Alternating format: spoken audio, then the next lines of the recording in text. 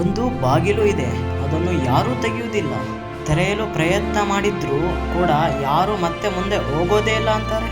ಒಳಗೆ ಏನಿದೆ ಅನ್ನೋದನ್ನು ಯಾಕೆ ಮರೆಮಾಚಿದ್ದಾರೆ? ನಿಜ ಗೊತ್ತಾದ್ರೆ ಒಂದು ಕ್ಷಣ ಬೆಚ್ಚಿ ಬೀಳ್ತೀರ. ಇದು ಸಾಮಾನ್ಯ ಕಥೆ ಅಲ್ಲ.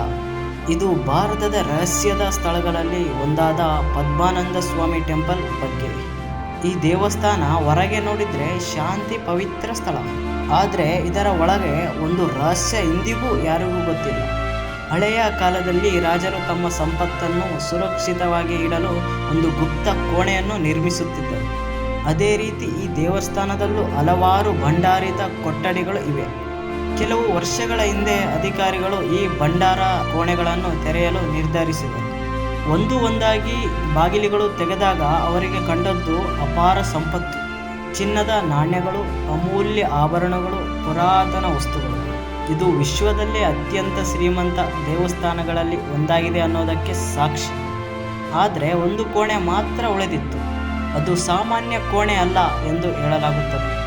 ಅದರ ಬಾಗಿಲು ನೋಡಿದರೆ ಸರ್ಪಗಳ ಆಕೃತಿ, ವಿಚಿತ್ರ ಕೆತ್ತನೆ ಮತ್ತು ಅಲ್ಲಿ ಯಾವುದೇ ಲಾಕ್ ಕೂಡ ಕಾಣೋದಿಲ್ಲ. ಆದರೆ ಇದನ್ನು ತೆಗೆಯೋಕೆ ಕೀ ಕೂಡ ಇಲ್ಲ.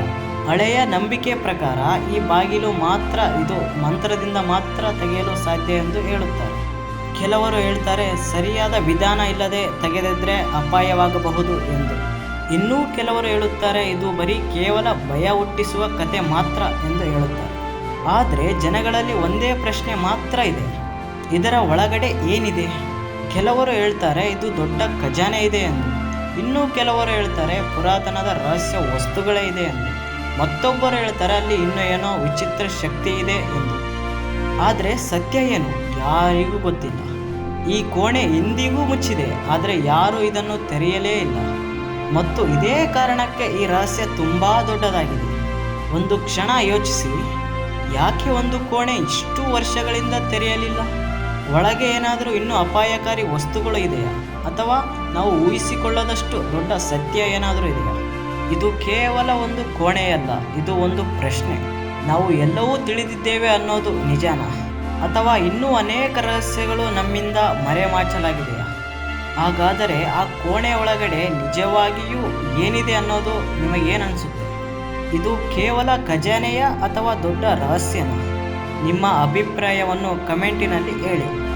ಇದೇ ರೀತಿ ಹೆಚ್ಚಿನ ವಿಡಿಯೋಗೋಸ್ಕರ ನನ್ನ ಚಾನಲ್ನ ಸಬ್ಸ್ಕ್ರೈಬ್ ಮಾಡದೇ ಇರೋ ಸಬ್ಸ್ಕ್ರೈಬ್ ಮಾಡಿ, ಹಾಗೆ ಒಂದು ಲೈಕ್ ಮಾಡದೇ ಇರೋ ಲೈಕ್ ಮಾಡಿ.